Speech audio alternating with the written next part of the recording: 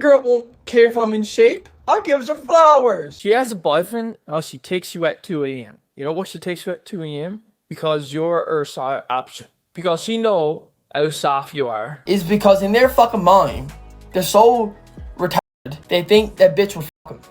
That's how appeal works. Motherfuckers will support strangers before their friends. I turned down a $5,000 monthly gambling deal. Because motherfuckers preachers to be your own self, but when you come to that line, it actually speaks your own opinion, people say, oh, you're the bad guy. Do you know how many leads and followers that video got me? I knew that video would get a few views. I knew that video would also trigger motherfuckers. Well, guys, I have a pretty damn special one for you today, because we're back here again with the one and only Brad Skiffington, aka the guy who copied the Pegster's tattoo and slapped it right on the side of his bald head, which doesn't need to be bald, by the way. He chooses to shave so he can be more like him. And holy shit, is Brad just a complete fucking wreck without good old Wesley Watson out here on the streets to guide him. Ever since his poppy got locked up and turned on him and turned to the partying lifestyle, Brad has been on this downward trend where he has still been trying to copy the formula that Wes gave him, which involved just calling people fat, yapping about the haters, and crashing out at comments, and just trying to be this alpha male tough guy. And it never really worked out for him, considering that Brad is 20 and still lives with his mother. But nonetheless, he has still been trying it pretty damn consistently, and has still been just putting out some goober shit like this right here, where he's just angry that people are fat in general, and is just talking a whole lot of shit. A girl won't care if I'm in shape. I gives her flowers. I spoils her. I gives her teddy bears. Okay, you pussy. Walked in the street, put your shirt off.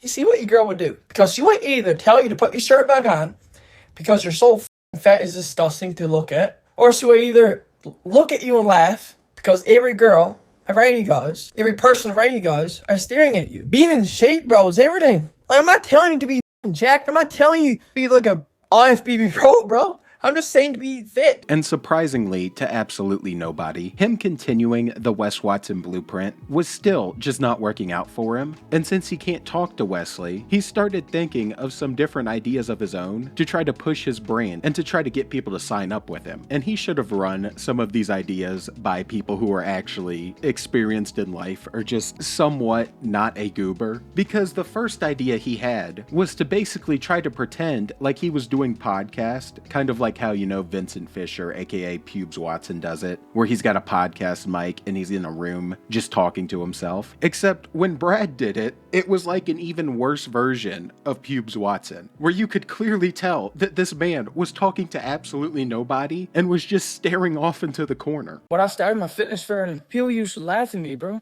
They used to say to me, what are you trying to get in shape for? You were always a skinny kid. Everybody used to call you skinny. I used to bite my tongue when I used to play basketball. And they used to make fun of me for that because it was an avid incentive.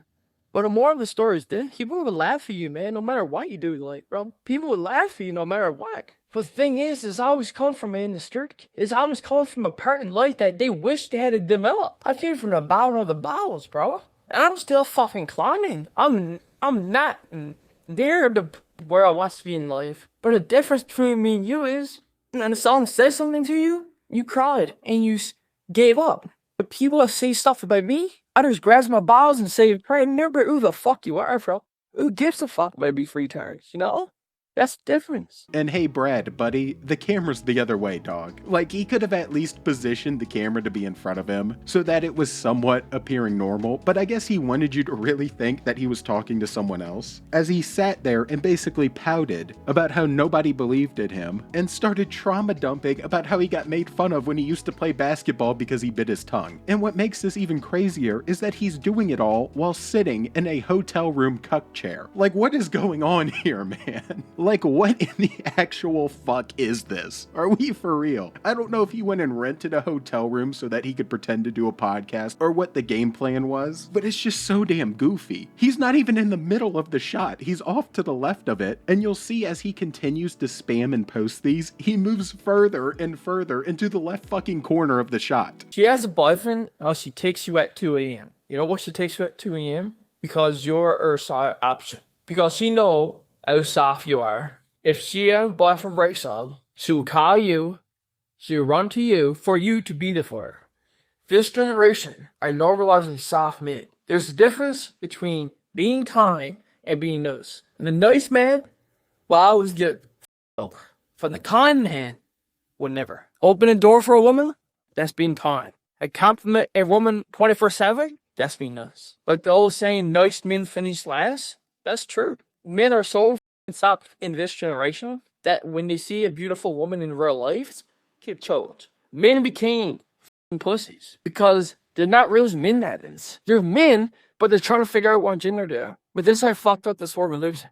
Men would say stuff to other individuals that they're jealous of, but yet again, they're trying to figure out what gender they're on. And Brad, come on, man. We are just not beating the allegations now of you being special. Like, I defended you in my last video and said that just because you had a really unique accent, since you live off in bumfuck nowhere in Canada, and since you had a speech impediment, that didn't make you special, but then you go and do shit like this, and it makes it harder to defend you. And I still don't think that he's actually special. I think that he is directionless, and he's desperate for content, and the only role model that he ever looked up to is now in prison, so he doesn't know what to do. So naturally, he tried this because he saw other alpha males doing it, but since he's a goober, he did it in the worst way possible. And what makes this even crazier is that this was a multiple day thing because he's wearing different outfits. That, or he decided to bring a couple different changes of clothing so that he could swap them and make it look like it was over the course of multiple days. And as I said, he was spamming them and going on these incoherent rants where he starts off just giving, I guess, what you could consider to be dating advice, before then talking about people not knowing their genders, all in the course of a 1-minute short clip. But he just continues to go on as he sits there and talks to the wall, and as he just gets absolutely flamed by the comment section.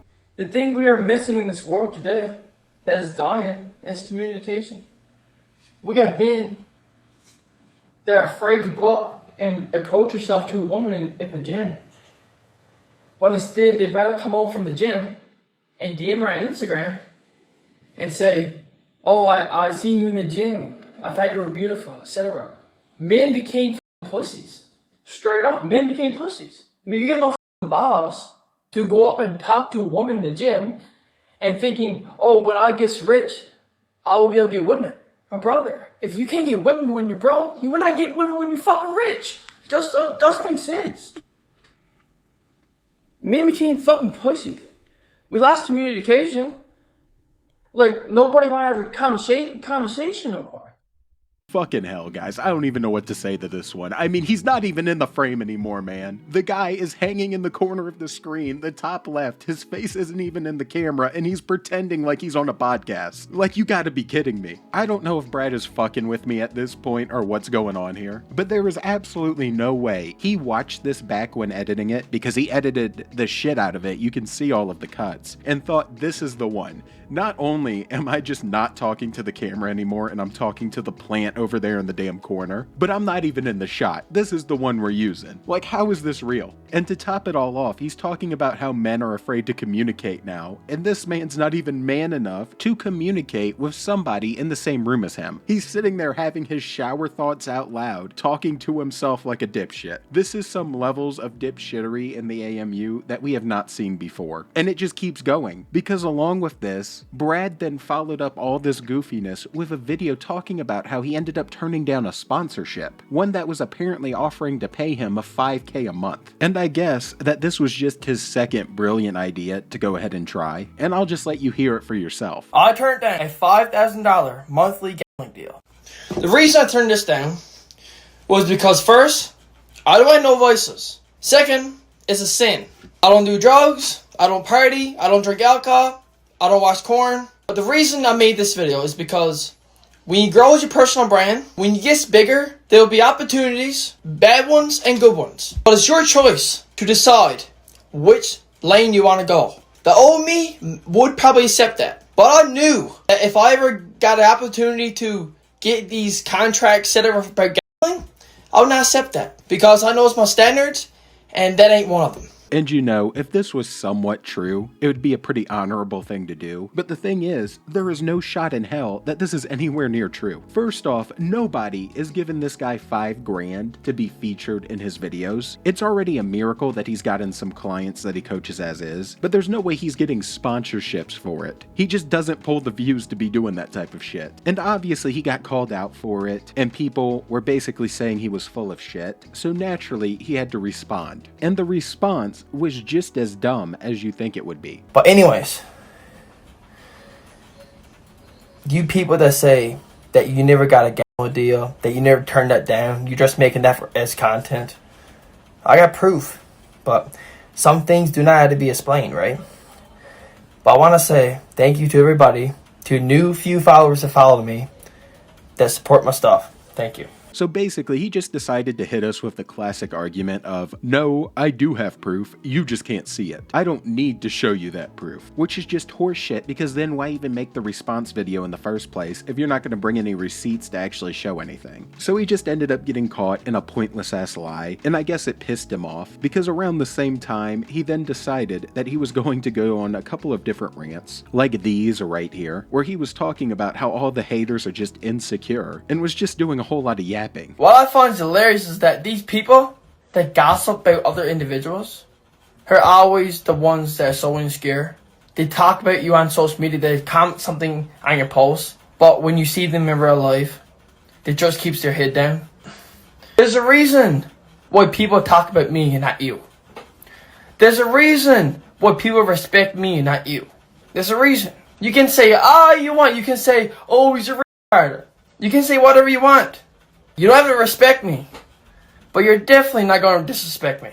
I have not got one disrespectful interaction in person, because it's not going to happen. What a blessing to wake up every single day knowing that you're on the right path, but stuff will get in your way to try to stop you.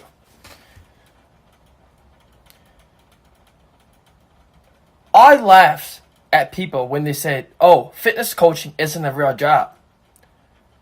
No, it's not a 9 to 5, but it is a job. You're giving your time to other individuals. You're programming their workouts and nutrition.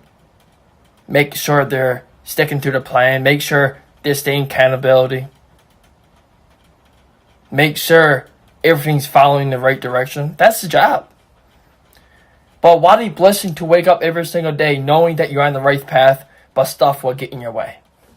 And yeah, Brad, fitness coaching is actually a job, but whatever the fuck you're doing is not a job. This is not just fitness coaching. This whole life coaching shit is basically a pandemic, not a job. All of you goobers are just out of control when it comes to embarrassing yourselves and making people a whole lot of false promises as you try to look cool online. And Brad was still not done with being mad, because he started a new little trend where apparently somebody in his life must have been fake or betrayed him, because he started yapping about it nonstop and posted a video where he was actually talking to the camera, before then going back to his strategy of trying to look like he's on a podcast, where he was talking about how you can't trust people and people who have too many friends are just fake. A lot of these people out here nowadays are so fake, you cannot trust them. You tell somebody something and they runs off with it and tell everybody else, right? And that's the reason I keep to myself, and that's the reason I have a small circle. Because you cannot really trust nobody nowadays. And that's what makes me different. Because you need to have trust and you need to be authentic. I'll never go back to a friend group that betrayed me, that disrespect me, that being fake. Because I've been in friend groups that was so fake. That's like a type of friend group when you know you're doing good, they'll be there for you. And when you know you're doing opposite, you just slowly walk away. Real friends are rare. When you see someone that's hanging out with 20 plus, 10, 15 plus people in a group, that shows you that they're actually real people. Me, for example, I'd rather have 2 or 3 friends that's real solid motherfuckers that will always be there for me than have 10, 15 people They don't call Wes is fake, Wes is real. And yeah, we'll end it just as we started, with Brad sitting in a room talking to himself, pretending like it's an important interview. And I just cannot take any more of this goober for today, because this shit was just ridiculous. So if you enjoyed, please drop a sub and a like, and join the Saints Mafia, where we are flaming all of these downright grifting dipshits. And I'm out. Watching Brad go nuts without Wes and hit rock bottom, and peace. What's up, everybody? I wasn't active on stories today, but I have a few words before I go to bed. It's around 11 o'clock now. That video of me, what I posted up yesterday, when I said men and women cannot be friends.